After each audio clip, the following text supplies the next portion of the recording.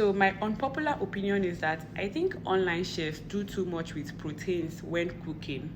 So you want to make egusi soup and you're using like 5 different types of meat for the egusi. You're putting chicken, putting fish, putting goat meat.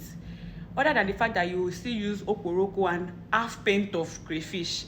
Like, if I want to eat egusi soup, it's because I want to enjoy egusi soup, not because I want to eat meat and a sprinkle of egusi. Like, I feel like soups themselves, they have their own personality. Okra soup is okra soup. Vegetable soup is vegetable soup. Egusi soup is egusi soup. And I want to enjoy that, not enjoy meat. So like the attraction is the soup, not the meat.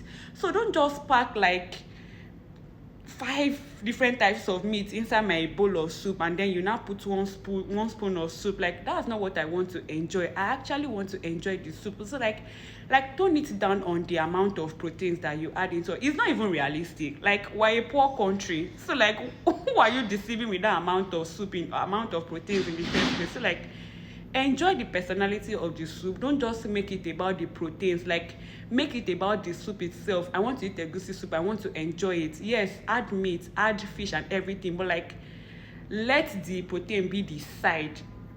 The soup is the attraction. So that's just what I think about online chefs and how they prepare their meals.